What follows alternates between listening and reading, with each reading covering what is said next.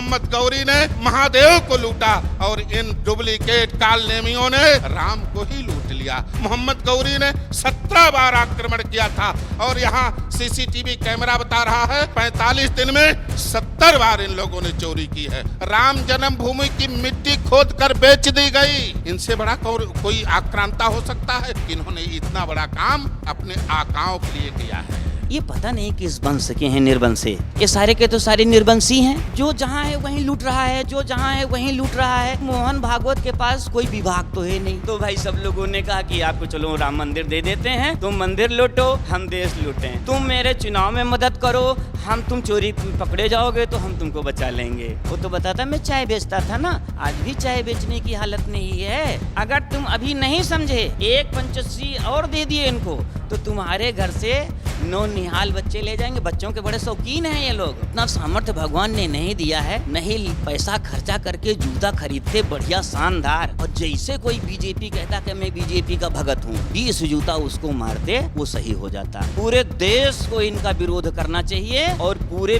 विश्व से इनको खदेड़ देना चाहिए। देश से नहीं, विश्व से खदेड़ देना चाहिए। कालनेमियों की तरह, छद्म वेशधारियों की तरह कपट के आंसू दिखाए नहीं जा सकते। जब आत्मा रोती है तो आंसू नहीं निकलते हैं। इन लोगों ने इतना बड़ा छल संतों के साथ, अयोध्या वासियों के साथ, अयोध्या के अस्थायी नागरिकों के साथ, वह अयोध्यावासी जिनके विषय में भगवान राम ने कहा अति प्रिय मोहि यहाँ के वासी। भगवान श्री राम ने कहा कि दुनिया उनको प्रिय हो सकती है, लेकिन अयोध्यावासी अति प्रिय हैं, जो आज ठगे गए हैं।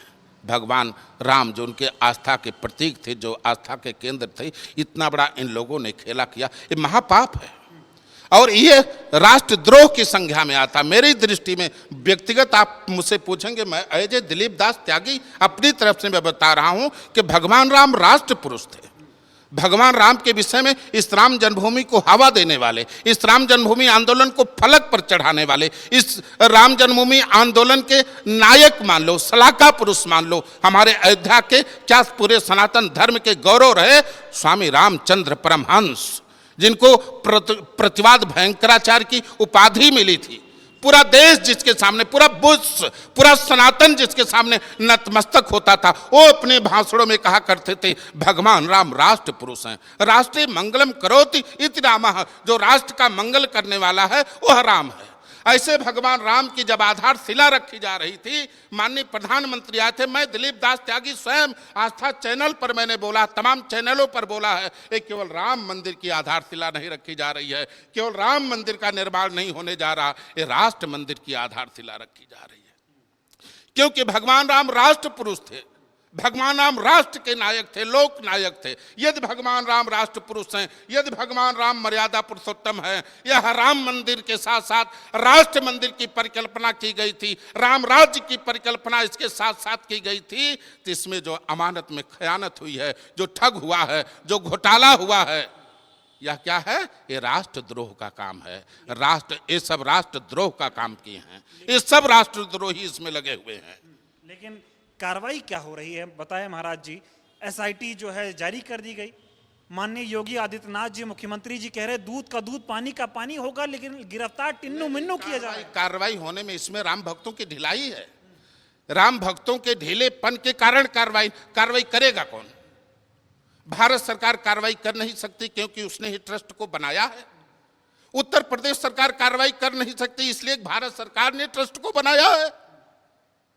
उत्तर प्रदेश सरकार विवश है। कार्रवाई करने का अधिकार केवल है तो माननीय सर्वोच्च न्यायालय को है, सुप्रीम कोर्ट के है, जिसके आदेश पर रामलला के पक्ष में निर्णय आया था और जिसके आदेश पर भारत सरकार ने इस ट्रस्ट का गठन किया है। कार्रवाई करने का अधिकार उसी को। अभी कोई राम भक्त सुप्रीम कोर्ट पहुंचा ही नहीं, अभी कोई सुप्रीम कोर्ट जाएगा ही नहीं, पहुंच ही नहीं पाया है। लोग अभी तैयारी कर रहे हैं, कौन देखो आगे पहुंचता है। सुप्रीम कोर्ट के पास जब पहुंचेंगे तब न सुप्रीम कोर्ट संज्ञान में लेगा। लेकिन सवाल ये है महाराज जी कि जब तमाम टीवी चैनलों पर ये दिखाया जा रहा है कि तमाम कांच भुसुंडी चोरी हुआ, सोना जेवरात भगवान के आभूषण चोरी हुए, तमाम जमीनों की खरीद फरोख्त हुई, 2 करोड़ की जमीन खरीदी गई, बेच दी गई। छोड़ो अमन जी, धन की चोरी हुई, इसकी चोरी हुई, इसका घोटाला। राम जन्मभूमि की मिट्टी खोद कर बेच दी गई। राम जन्मभूमि, जिस राम जन्मभूमि के लिए करोड़ों करोड़ों हिंदुओं ने 492 वर्षों से अपने प्राणों की आहुति डाल दी, अपने प्राणों का उत्सर्ग कर दिया, बलिदान कर दिया, लोगों ने आंदोलन चला, किसके लिए? राम लला की जन्मभूमि के लिए। ये मंदिर तो कहीं भी बन सकता था। लड़ाई किसकी थी? लड़ाई राम मंदिर की नहीं थी, राम जन्मभूमि की थी। राम जन्मभूमि जहां भगवान राम ने जन्म लिया था, वहां की मिट्टी इन लोगों ने बेच दी, वहां की मिट्टी खोद ली गई। आप जाकर के पता करो अयोध्या में लोकल आप ठहरो, आप रिपोर्टर हो, आप गलियों में जाकर के पूछो भैया क्या राम जन्मभूमि की मिट्टी राम मंदिर निर्माण के पहले खोदी गई कहां गई? डंपरों से। वो कहां डंप है? वो कहां रखी गई है? उस मिट्टी की क्या गरिमा है? ये वही मिट्टी थी जिस मिट्टी को मेरे राम ने 14 साल अपने साथ पोटली में बांध करके और 14 साल उसको राम ने पूजा। और जब उस माटी की पोटली को मेरे रघुनंदन खोलते तो मानसकार गोस्वामी तुलसीदास जी महाराज ने लिखा कि जब जब राम जैसे मिट्टी खोलते ना, उस मिट्टी की खुशबू ऐसी थी, उस मिट्टी का ओज ऐसा था, उसका प्रेम ऐसा था कि तुरंत भगवान राम को मिट्टी की खुशबू आते ही, मिट्टी की एक खुशबू होती, सारी खुशबू सारे गंध हमारे आचार्य लोग बताएंगे मिट्टी धरती से उत्पन्न होती है। जैसे अयोध्या की मिट्टी की गंध खुशबू आती थी, मेरे राम को अयोध्या की याद आ जाती थी। गोस्वामी जी ने लिखा कि जब जब राम अवध सुध करहीं तब तब बार बिलोचन कर। ऐसी उस राम की जन्मभूमि, राम की माता के समान, जननी के समान लोगों ने विश्वासघात किया है। इन राष्ट्रद्रोहियों ने, इनके ऊपर राष्ट्रद्रोह का मुकदमा लगना चाहिए। और अगर टीवी चैनलों के माध्यम से सर्वोच्च न्यायालय अगर जनता की आवाज सुन करके कोई कदम उठाती है तो मेरी यही मांग है, तत्काल इस भ्रष्ट ट्रस्ट को नष्ट किया जाए जिसने राम के प्यारे अयोध्या वासियों को कष्ट दिया है, बेघर किया है, मंदिरों को तोड़ा। अरे टीवी चैनलों में हम लोगों ने देखा मोहम्मद गौरी ने सोमनाथ मंदिर को, गौरी ने तो महादेव को लूटा और इन डुप्लीकेट कालनेमियों ने राम को ही लूट लिया, राम के धन को ही लूट लिया। मोहम्मद गौरी ने 17 बार आक्रमण किया था और यहाँ सीसीटीवी कैमरा बता रहा है कि 45 दिन में 70 बार इन लोगों ने चोरी की है। इनसे बड़ा कोई आक्रांता हो सकता है? इनसे बड़ा कोई लुटेरा हो सकता है? इनसे बड़ा कोई राष्ट्रद्रोही हो सकता है? देशद्रोही। तत्काल सर्वोच्च न्यायालय अपने संज्ञान में ले और इस भ्रष्ट ट्रस्ट को नष्ट कर अयोध्या और राम भक्तों के कष्ट को दूर किया जाए और एक ट्रस्ट का नव निर्माण किया जाए जिसमें धर्माचार्यों और देश के राजाओं महाराजाओं, राजा मतलब राजे रजवाड़े रियासत, और महाराजा मतलब संत महात्मा आचार्य महापुरुष, जिसमें प्राथमिकता अयोध्या के स्थानीय महापुरुषों को दी जाए और बाकी पूरे देश के संतों को जोड़ा जाए। लेकिन महत्वपूर्ण भूमिका अयोध्या मठ मंदिर चलाना, इस सर्वोच्च न्यायालय को भी सोचना चाहिए। इस सरकार, भारत सरकार ने जो बचकाना काम किया है, जो अज्ञानतापूर्ण काम किया, उसको विचार करना चाहिए कि मठ मंदिर चलाना संत महात्माओं का काम है, ऋषि मुनियों का काम है, धर्माचार्यों का काम है, ब्राह्मणों का काम है। किसी संगठन का, किसी दल का काम नहीं है मठ मंदिर चलाना। ये बताइए, कार्रवाई में 8 लोग गिरफ्तार किया गया है, उनसे पूछताछ हो रही है,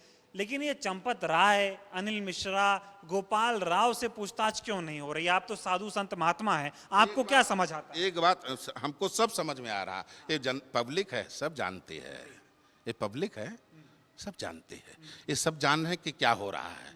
ये 8 जो मोहरे पकड़े गए हैं, ये तो जनता को केवल संतावना देने के लिए ये सब सारा सब कुछ है। चंपत राय, अनिल मिश्रा, गोपाल राव नहीं, उसका कड़कड़े क्या है, नरकट्टे नकट्टे नकटा है।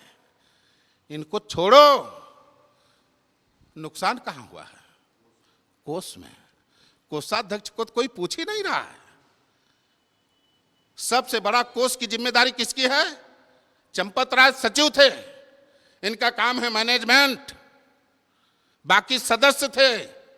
कोष का मालिक तो कोषाध्यक्ष है, जो माल अयोध्या से ले जाकर के नागपुर पहुंचाया है, जो माल अयोध्या से ट्रांसफर करता था साधु के बेस में ले जाकर के। गोविंद देव गिरी को सामने आना चाहिए और उनकी गतिविधियों की जांच होनी चाहिए। कितनी बार वो अयोध्या से और महाराष्ट्र की यात्रा किए हैं। इसमें गोविंद देव गिरी पूरा कुल मिला के पूरा ट्रस्ट ही भ्रष्ट है। महाराज जी ये कैसे हो गया ये बताइए। मोदी जी ने ना किसी कार सेवक को ट्रस्ट में रखा, ना साधु संत महात्मा को रखा किसको? आरएसएस विश्व हिंदू परिषद के अपने करीबियों को। योगी जी हफ्ते में 2-2 बार दर्शन करने आते थे। चंपत राय को पारितोषिक दिया गया है। पारितोषिक पूछो कौन सा? पारितोषिक तोगड़िया को इस संगठन से दूर करने के लिए, तोगड़िया को विश्व हिंदू परिषद से बाहर का रास्ता दिखवाने के लिए और अयोध्या के संतों को एन केन प्रकारेण मैनेज करने के लिए चंपत राय को विश्व हिंदू परिषद का अंतर्राष्ट्रीय उपाध्यक्ष और राम जन्मभूमि तीर्थ क्षेत्र ट्रस्ट का सचिव केवल पारितोषिक के रूप में दिया गया है कि इन्होंने इतना बड़ा काम अपने आकाओं के लिए किया है। कितना मन दुखद है महाराज जी। कहते थे हम राम को लाए हैं, हमने अयोध्या को बदल दिया, अयोध्या में कुछ नहीं था, जो किया सब हमने किया। लेकिन क्या इसलिए किया था कि लूट के भाग जाओगे? हाँ, तो इसीलिए तो किया, तो सब आ गया ना। सबसे ज्यादा इनका दोष क्या है जानते हैं आप? हमारे भगवान को सब कुछ स्वीकार है अमन जी। मेरे भगवान को आपकी जितनी भी भक्ति, जैसी भी यथाशक्ति तथा भक्ति, सब कुछ भगवान को स्वीकार है। भगवान आपके सारे अपराध भी क्षम्य कर देते हैं। हमारे रघुनंदन तो यहाँ तक कहते हैं भगवान राम, कोटि विप्र बदल आ गए जाहू, आए शरण तजो नहीं ताहू। अब आप हमारे भगवान राम की दयालुता देखो ना। उनका परम शत्रु रावण, उसका छोटा भाई विभीषण आता है तो भगवान राम उसको अपने शरण में ले लेते हैं। भगवान राम शरणागत वत्सल है। भगवान राम कुपित क्यों हो गए, भंडा क्यों फूट गया? क्योंकि चंपत राय ने अभिमान दिखाया। चंपत राय ने अहंकार, मुख्यमंत्री को उंगली दिखा रहा है।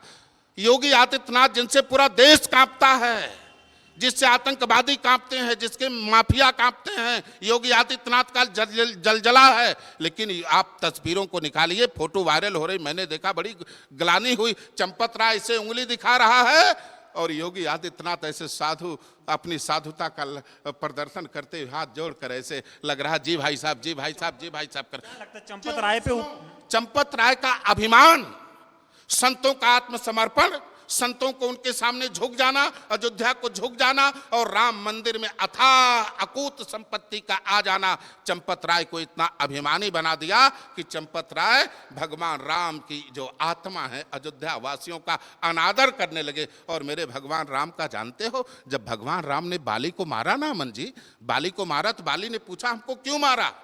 तो भगवान राम ने कहा तूने गलती किया, कहा है तो मनुष्यों के लिए मर्यादा है, मैं तो पशु हूं, क्यों मारा? तब भगवान ने जानते हो अंतिम में क्या कहा? मूढ़ तो ही अतिशय अभिमाना, मूढ़ तो ही अतिशय अभिमाना और नार सिखावस करिस न काना। अरे मूर्ख, तू इतना अभिमानी हो गया कि तू अपनी पत्नी तारा की बातों को नहीं माना। उसने बताया कि मैं साक्षात भगवान हूं, तुम मुझसे युद्ध मत करो, तुम मारे जाओगे। लेकिन तूने अपने ताकत के घमंड में अपनी पत्नी की बात नहीं मानी। ठीक वही दुर्दशा चंपत राय की होने वाली है। इन्होंने अयोध्या वासियों की बात नहीं मानी, अयोध्या की संतों की बात नहीं मानी। मैं तो यह मानता हूं, यदि वास्तव में अपराध इन्होंने किया है तो जो दंड बाली को मिला, जो दंड रावण को मिला, वही दंड इन पापियों को मिलेगा। भोली जनता को योजनाबद्ध तरीके से फंसाया गया, अपने जाल में लिया गया। राम की भक्ति दिखा के, फर्जी चंदन लगा के, फर्जी रुमाल तौलिया ओढ़ करके, साधु का वेश बना करके, ये इस तरीके से पूरे देश में, जो जोगी जी ने कहा ना कुछ दिनों पहले, कालनेमी कौन है? तब जोगी जी से कौन कहे भैया कि आपके आसपास में सारे कालनेमी ही हैं, आप पहचानो, आप पहचान नहीं पा रहे हो। आप परम पूज्य जो भगवान सदृश संत हैं, संतों को आप कालनेमी कह रहे हो। आप कैसे संत हो? एक संत दूसरे संत को कालनेमी नहीं कह रहा। कालनेमी आपके आसपास में है, उन कालनेमियों की छाया में आप दुबके हो और वो ऐसे आपको ढक लिए हैं कि कालनेमी आपको नजर ही नहीं आ रहे हैं महाराज। हाँ, कालनेमी तो वही सब लोग हैं। और इन कालनेमियों ने राम को छला।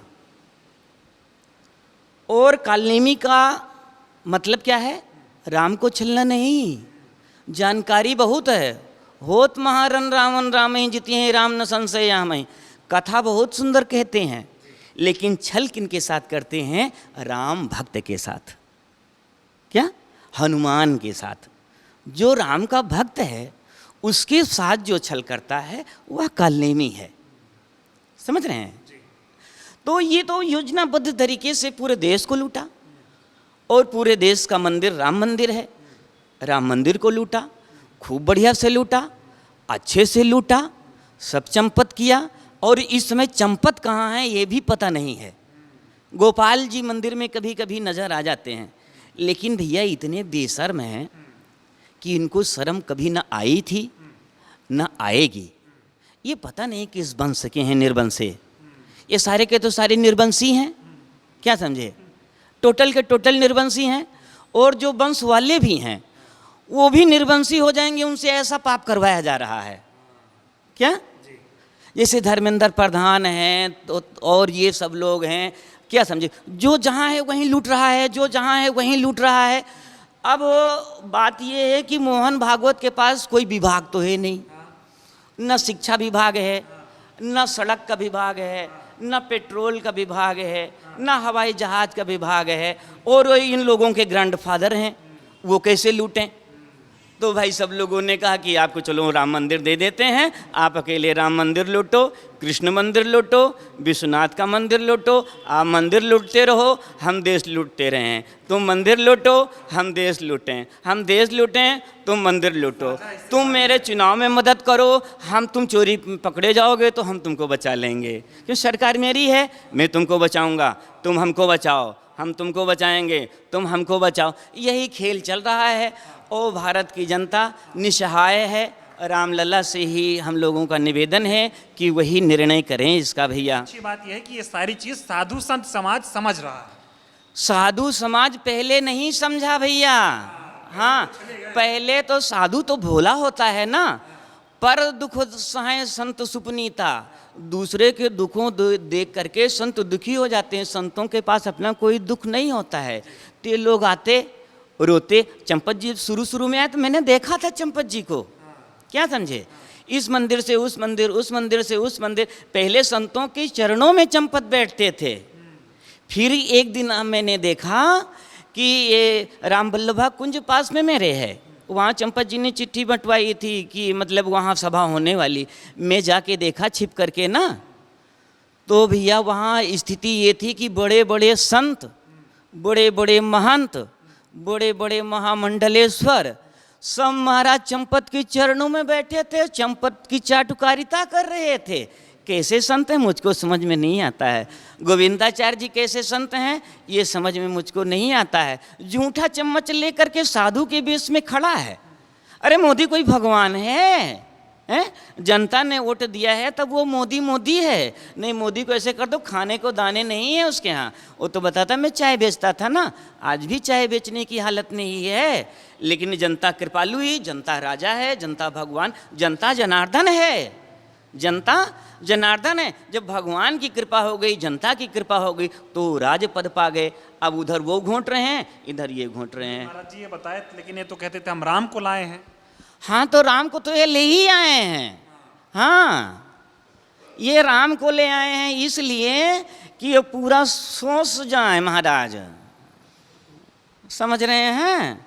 राम को ये क्या लाएंगे? राम जी तो इनका उद्घाटन किए हैं, ये अभी तक मोदी जन्मभूमि का उद्घाटन किए थे। अब राम लला इनकी चोरी का उद्घाटन किए हैं कि अब पूरी देश की जनता समझ जाओ मेरे भैया कि अगर सरकार नहीं बदले, इनको तुम ऐसे वोट देते रहोगे तो ऐसे तुमको ठगते रहेंगे। और आने वाली पीढ़ी के बच्चों के साथ जो होने वाला है, आज के गार्जियन समझें।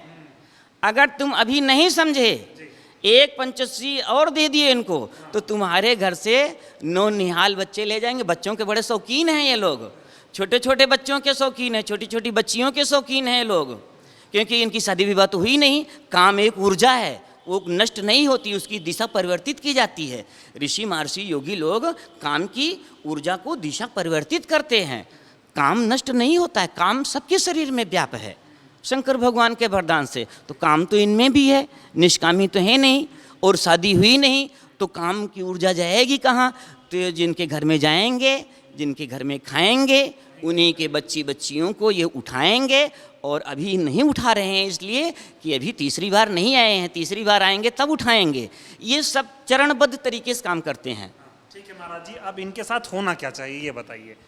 इनके साथ में तो होना चाहिए यही भैया, उतना सामर्थ्य भगवान ने नहीं दिया है, नहीं पैसा खर्चा करके जूता खरीदते बढ़िया शानदार, और जैसे कोई बीजेपी कहता कि मैं बीजेपी का भगत हूँ, 20 जूता उसको मारते वो सही हो जाता।